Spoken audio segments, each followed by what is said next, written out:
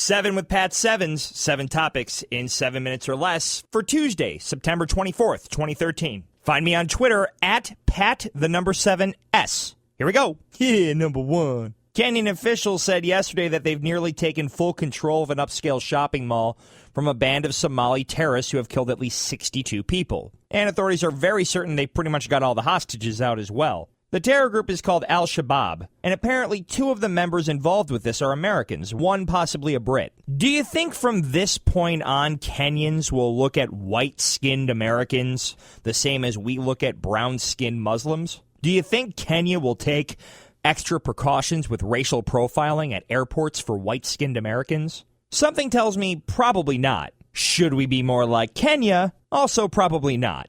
But we probably should get over this random fear we have of brown people with an accent. This is America. It's a melting pot, not a white supremacy party. Yeah, number 2.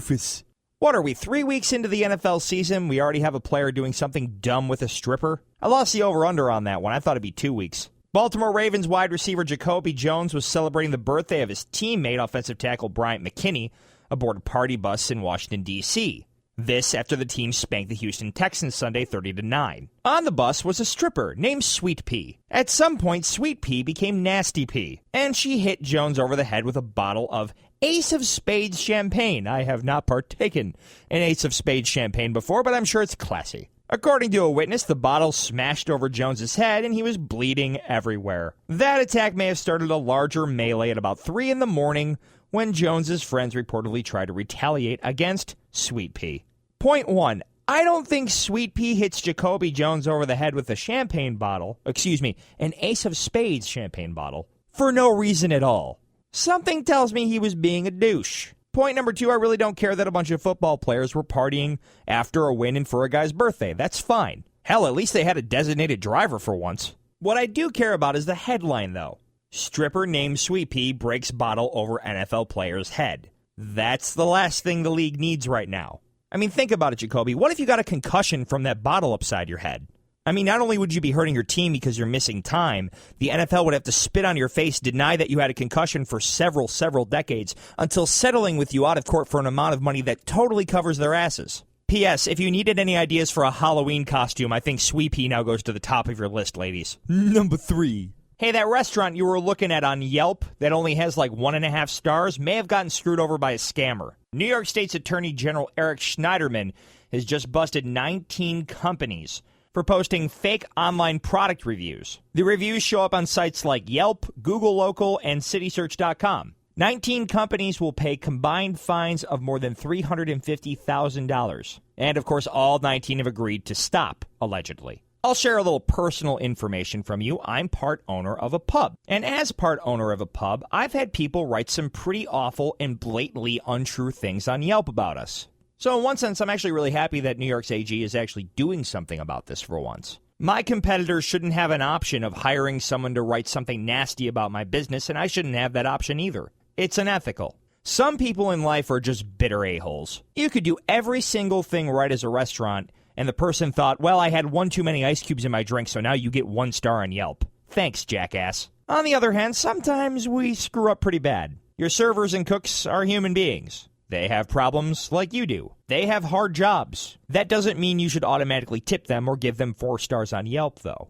It just means sometimes you should give a place a second chance. I think these sites like Yelp, Google Local, and City Search are full of people who have one okay or semi-bad experience and assume that restaurant's the worst thing to ever happen. Give it a second try. If it's that bad again, then by all means destroy the place. Yeah, number 4. Speaking of food, Burger King has created a lower-calorie Satis-fry. That's creative. They're French fries with 30% less fat and 20% fewer calories than Burger King's current fries. They're not getting rid of the current Burger King fries.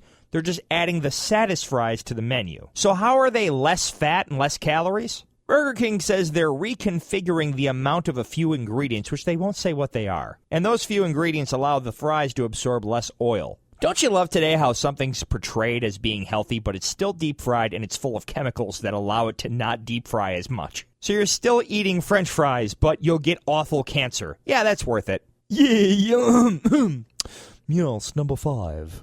As if it didn't already suck that you're in a wheelchair, Disneyland now says that you can't skip lines. Disneyland and Disney World will stop offering unlimited front-of-the-line access to disabled park visitors on October 9th. Instead, you're going to be issued a return time and a shorter wait similar to the Fast Pass system that's already offered to everyone else. Why did this happen? Because people were abusing it. Get this. Wealthy Manhattan families were hiring disabled tour guides to pose as family members so they could skip ride lines at Disney World.